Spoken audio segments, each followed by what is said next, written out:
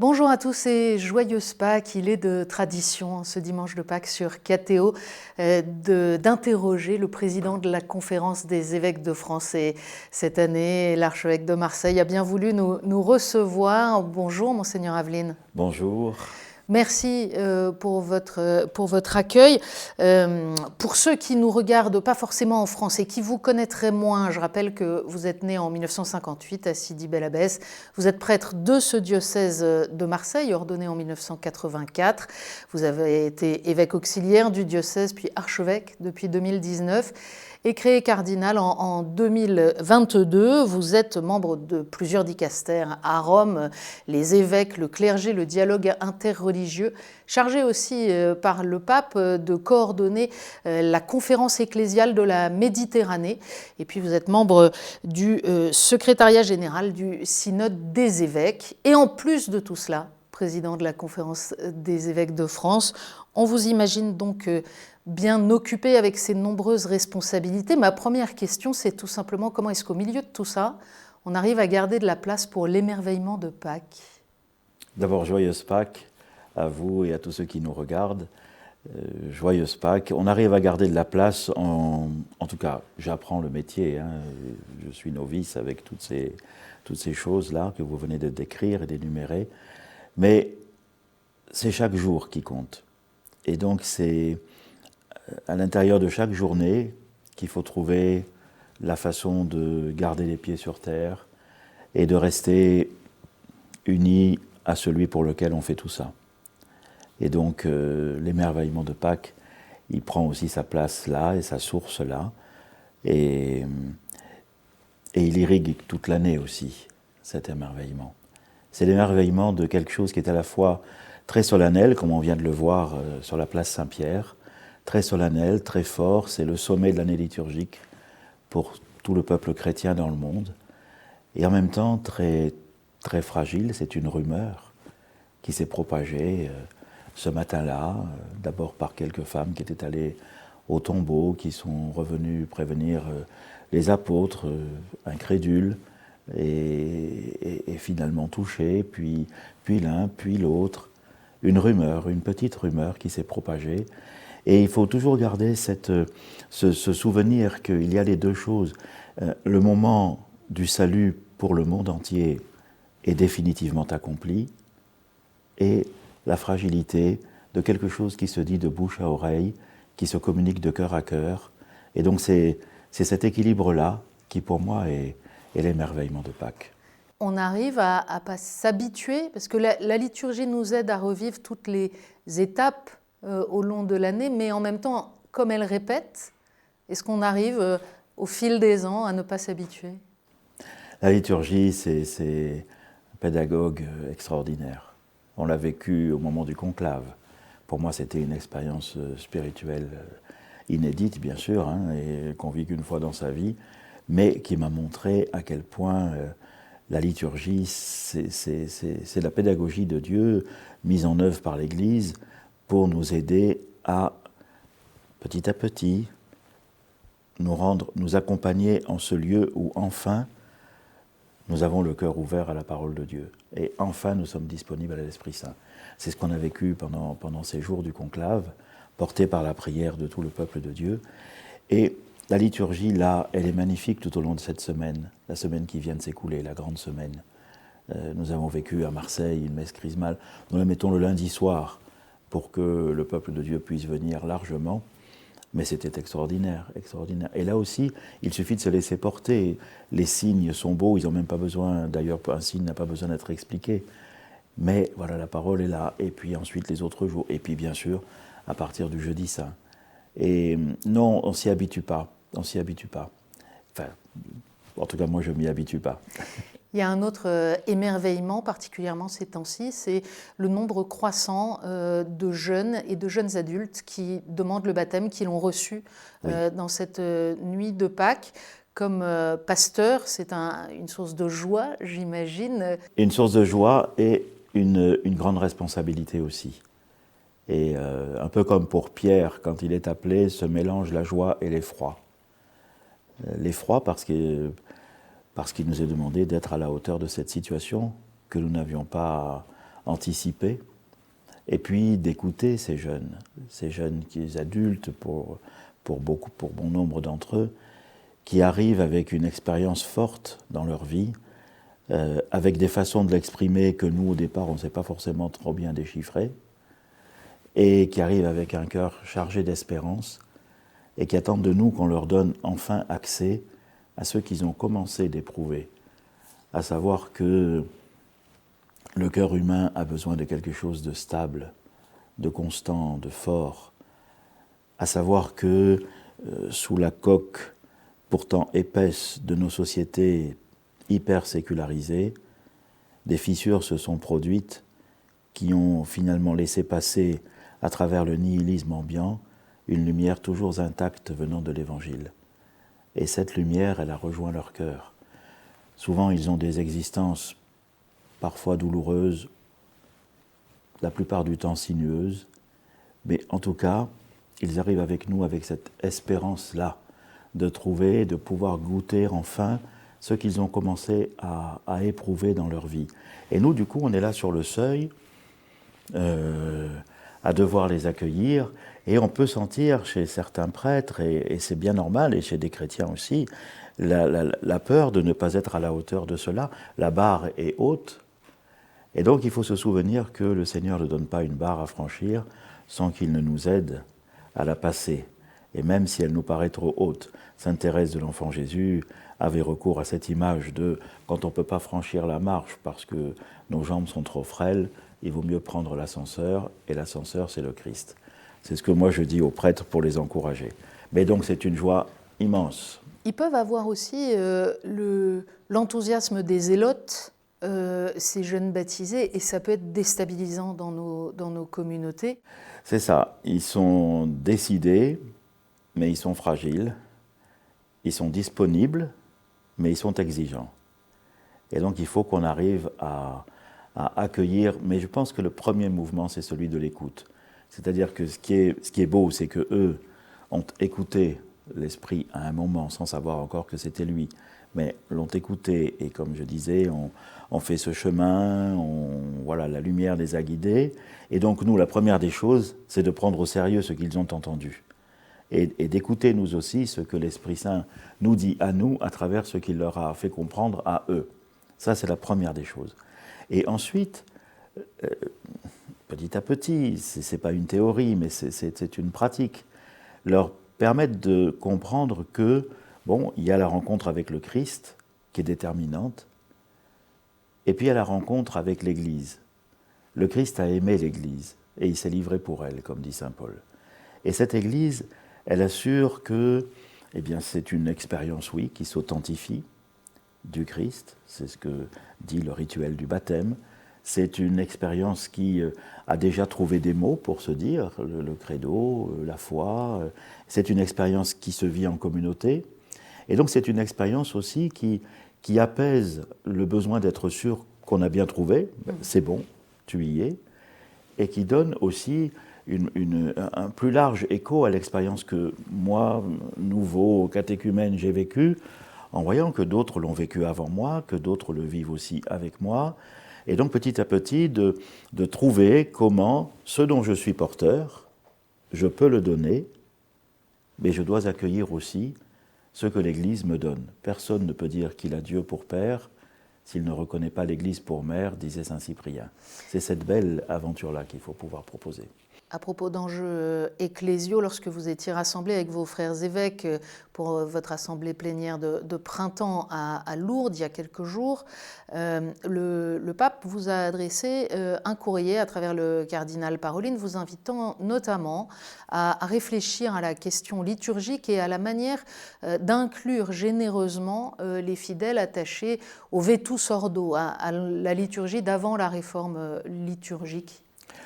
La lettre que nous avons reçue, elle dit ce que nous sommes en train de faire déjà.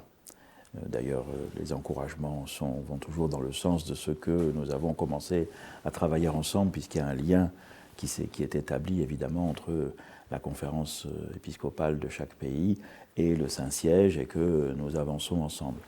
Dans cette lettre, effectivement, il est aussi question de la liturgie, mais liturgie et tradition, parce que la question n'est pas uniquement une question liturgique, elle est une question qui touche à l'idée même de tradition dans l'Église, à ce qu'elle signifie. Et donc l'encouragement que nous avons déjà commencé à vivre, du reste nous avons eu une première séquence à cette assemblée plénière sur ce thème et nous en aurons d'autres au fur et à mesure de nos assemblées, c'est d'exprimer notre sollicitude pastorale à l'égard de tous ceux qui, à cause de la soif spirituelle qui les anime, et souvent il y en a qui viennent de redécouvrir ce que je viens de dire tout à l'heure à travers les fissures de la sécularisation,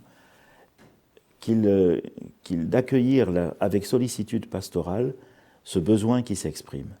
D'abord l'accueillir, il ne s'agit pas de le juger, ou de dire « ah ben non, il faudrait mieux qu'il passe ici » ou comme ça. Non, l'accueillir. Mais ensuite garder aussi, comme on le disait à l'instant, du point de vue de l'Église, ce que l'Église nous apprend. Et elle nous apprend, c'est ce que dit le concept de tradition, elle nous apprend que de génération en génération, l'accueil de la bonne nouvelle de la résurrection que nous fêtons aujourd'hui a cherché les mots pour se dire, et de concile en concile, a pris en compte tout ce qu'il fallait, toutes les questions du monde, toutes les questions des sociétés, pour pouvoir exprimer avec des mots sûrs et stables quelle est la foi des chrétiens. Christ est ressuscité, le Verbe s'est fait chair, il a habité parmi nous et il nous a donné le commandement nouveau, aimez-vous les uns les autres comme je vous ai aimé. La sollicitude pastorale, ça consiste à accueillir ce que l'Esprit dit à ces jeunes, à ces personnes, et en même temps à expliquer ce qu'est la tradition. Et la tradition, ça va jusqu'au dernier concile, y compris le dernier concile, Vatican II, et puis on aura un suivant un jour, et là il faudra continuer. Et apprendre dans leur intégralité. Comment surmonter cette contradiction qui paraît complètement insurmontable, c'est-à-dire d'accueillir, de faire une place, si on peut le dire comme ça, à ceux qui préfèrent la tradition d'avant le Concile Vatican II, et en même temps leur dire mais vous devez accepter l'enseignement du Concile Vatican II. Ça paraît impossible à réconcilier. Pas forcément si on considère que tout concile correspond à un moment de l'histoire, qu'il répond à des questions et qu'il n'abolit pas les conciles antérieurs. Mais c'est simplement la continuation c'est une herméneutique de la continuité. Et cette herméneutique de la continuité, elle suppose qu'on prenne toute la continuité. Voilà. D'autant plus qu'il va y avoir un nouvel acte de rupture avec la fraternité sacerdotale Saint-Pédis qui annonce vouloir consacrer de nouveaux évêques au début juillet. Et c'est un sujet qui dépasse largement la question française et que vous allez aussi étudier comme cardinal lors du consistoire que le pape a convoqué pour la fin du mois de juin. Alors, le consistoire, c'est le pape qui en détermine les sujets, donc on verra bien. Voilà. Mais évidemment, il y a de grandes chances que nous travaillions ce sujet-là, puisqu'il y avait 4 sujets proposés lors de notre dernière réunion en janvier dernier, que nous n'en avons traité que 2, donc probablement nous traiterons les 2 autres. Et effectivement, là, ce geste est un geste qui provoque de la tristesse, surtout, de la tristesse. Ce n'est pas la première fois dans l'Église qu'un concile a du mal à être reçu. On a célébré le 1500e anniversaire de Nicée, 1700e anniversaire de Nicée. Bon, il a fallu un siècle encore après.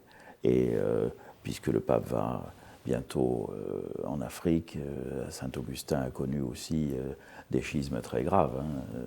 Donc, c'est pas une nouveauté dans l'histoire de l'Église, mais c'est toujours une tristesse. Et je suis persuadé qu'il n'y a que le dialogue qui permet de pouvoir continuer l'annonce de l'Évangile. Il n'y a que le dialogue. Saint Augustin l'avait vécu en 411. C'était après beaucoup de grandes difficultés dans l'Église d'Afrique. Il y avait l'arianisme d'un côté, il y avait le donatisme de l'autre. Et cette Église d'Afrique qui était florissante, de Félicité Perpétue, à Tertullien, à Cyprien, à Augustin et à tant d'autres, se trouver réduite, divisée, deux épiscopats parallèles. C'était impressionnant de voir ce qu'elle a vécu. Et beaucoup ont essayé la manière forte, les évêques et les empereurs. Et Augustin avait préféré, c'est l'Assemblée de Carthage en 411, réunir en une même assemblée des donatistes et des catholiques, on disait comme ça, pour qu'ils puissent échanger. Quel était le problème ? Voilà. Et c'est le dialogue qui a permis d'avancer. Donc je pense que nous, sans nous prendre pour Augustin ni pour Carthage en 411, c'est vers ça que nous devons aller. Et pour ça, il faut respecter, tâcher de comprendre et savoir pourquoi on tient ce qu'on tient.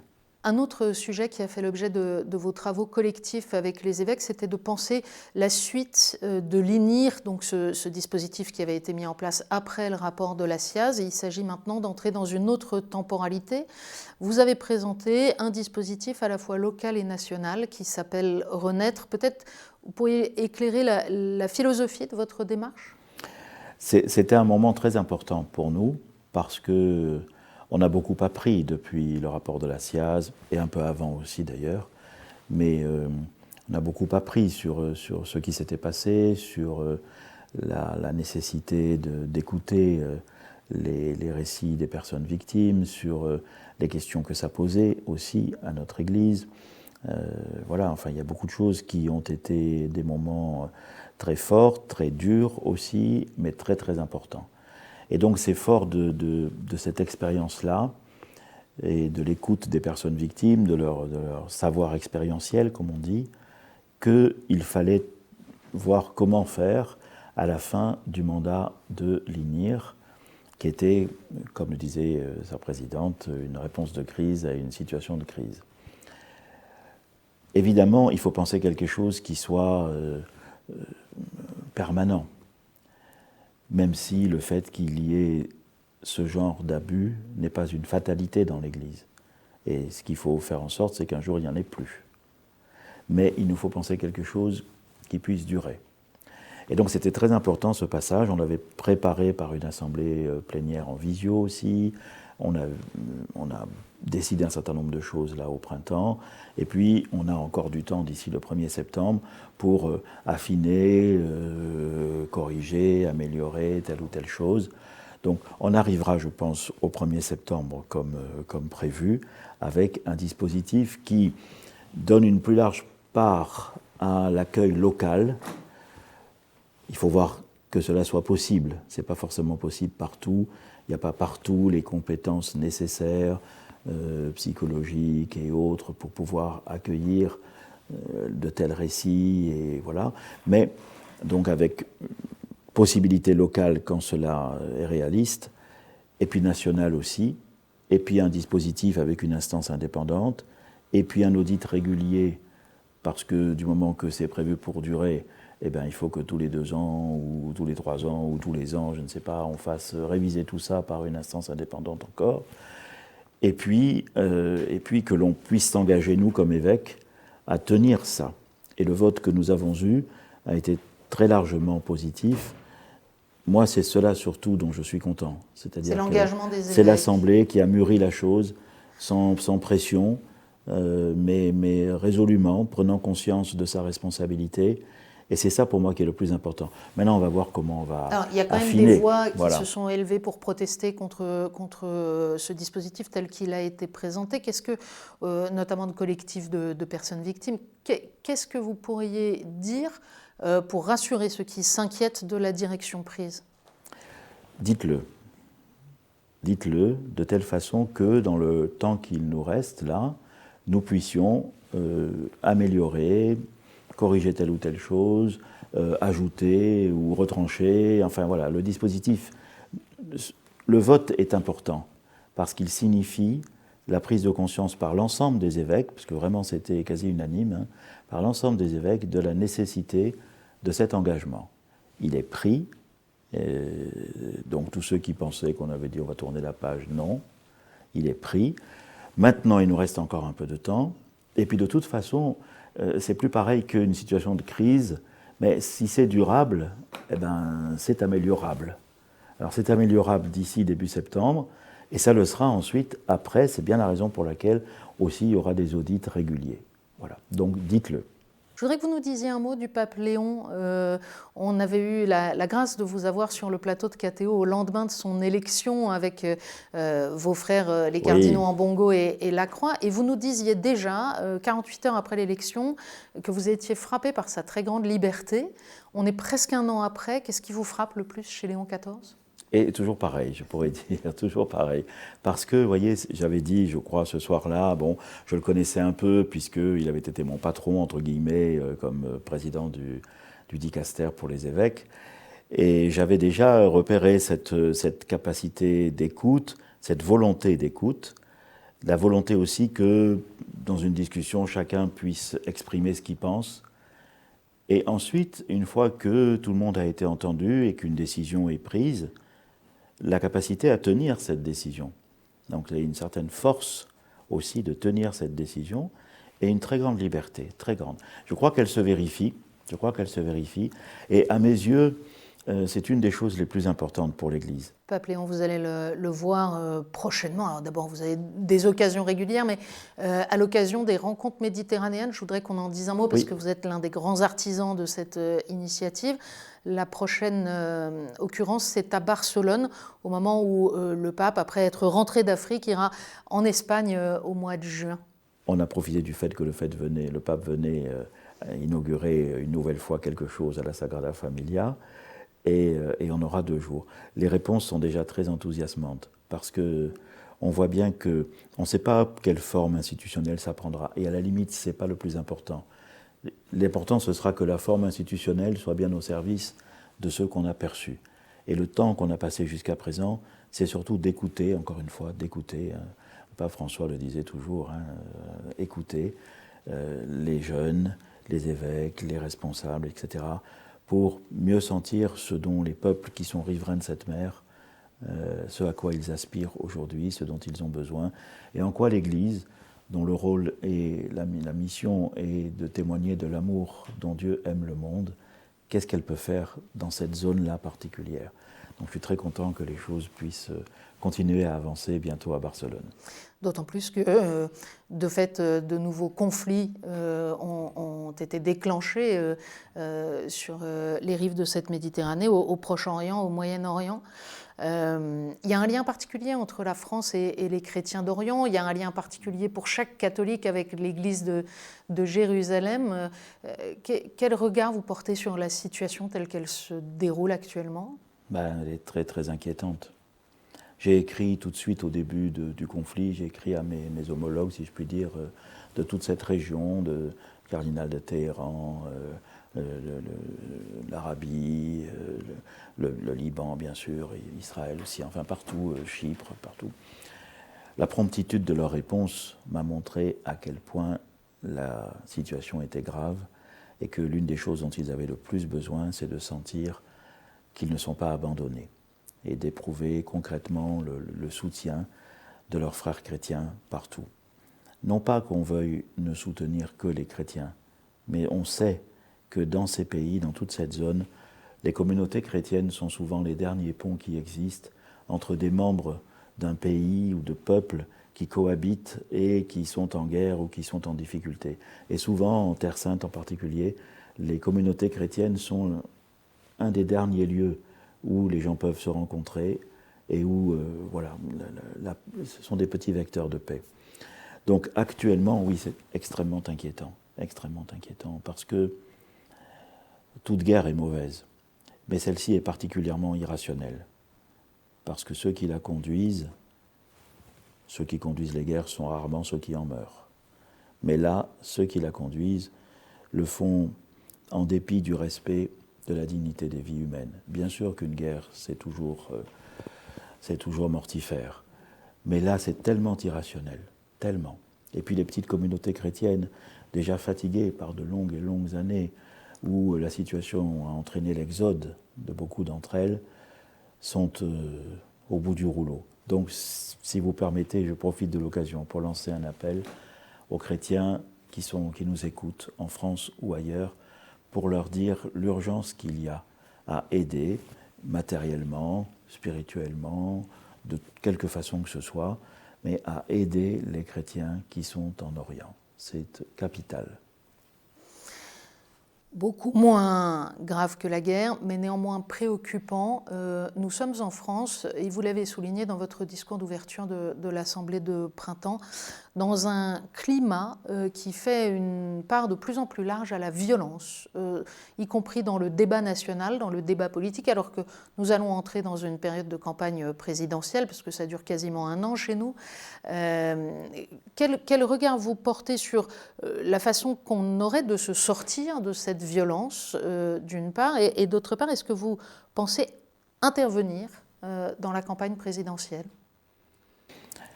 Oui, vous avez raison de le souligner. Il y a longtemps déjà que la violence gagne sur le débat. Mais la période d'instabilité politique que nous connaissons en France, un peu moins maintenant, mais tout de même depuis pendant quasiment 2 ans, là, a ajouté à la violence, me semble-t-il, de ces débats. Et quand je regardais certaines émissions au moment des élections municipales, j'étais frappé de voir que en fait, on ne s'écoute plus. On ne s'écoute plus. Or, l'écoute, on en a suffisamment parlé là, ce matin, est quand même primordial.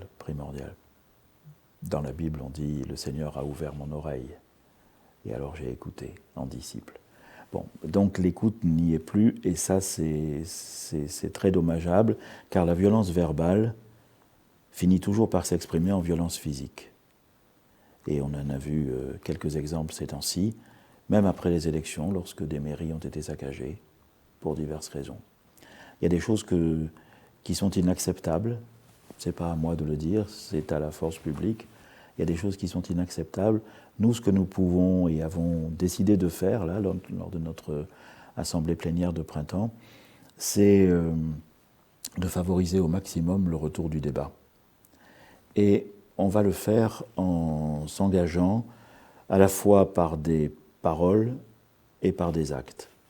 Et on va voir comment nous a été proposé déjà un cheminement à partir de septembre jusqu'en juin pour que chaque mois, il y ait sur un thème particulier qui fait partie du débat de la campagne électorale, il y ait de la part de chrétiens, mais que ce soit organisé, à la fois une prise de parole et des gestes qui parlent. Voilà, c'est ce qu'on va essayer de faire. On sera vigilant là-dessus à l'automne. À l'automne, il y a une petite rumeur qui dit qu'il y aurait peut-être une possibilité que Léon XIV vienne en France. Vous l'avez en tout cas invité. En tout cas, oui, il y a la rumeur qui n'est pas celle de Pâques, mais quand même. Je pense que, en tout cas, je l'espère de tout cœur et j'en reparlerai encore avec lui bientôt. Mais oui, il y a chez lui, comme chez François d'ailleurs, mais François l'exprimait autrement, mais il y a chez lui beaucoup d'estime pour l'histoire spirituelle de la France et pour aussi le présent de l'Église en France. Et donc ça, c'est une des raisons. Et l'autre raison, c'est que son ministère, c'est aussi d'encourager. Et donc venir en France pour encourager l'Église de France, ça c'est quelque chose qui lui tient à cœur. J'espère que l'automne sera le bon moment. On va guetter ça aussi avec beaucoup d'intérêt et beaucoup d'impatience naturellement sur KTO. Éminence, avant de se séparer, quel vœu en ce jour de fête voudriez-vous adresser à ceux qui nous regardent, en France ou ailleurs ? Le vœu, c'est de se laisser gagner par cette rumeur de Pâques. Brillez déjà, lueur de Pâques, on le chante ça la veille. Briller, lueur de Pâques. Donc de se laisser gagner dans son cœur par cela, qui est une force inouïe pour traverser les épreuves de la vie, pour être sûr que le Seigneur ressuscité, comme il l'a dit, je suis avec vous tous les jours jusqu'à la fin du monde. Parfois, on sent le sol se dérober sous nos pas, ça nous arrive à tous. Parfois, on sent les difficultés que l'on traverse, ou alors on est témoin d'autres, mais gardez cela. Et le garder non pas pour le confort personnel, parce que c'est une joie qui ne grandit qu'à la mesure dont on la donne. Donc au contraire, la donner aux autres. Voilà mon vœu pour tous ceux qui nous regardent. Merci beaucoup, Éminence. Merci à vous. Et joyeuse Pâques à vous. Merci, joyeuse Pâques à tous. Merci.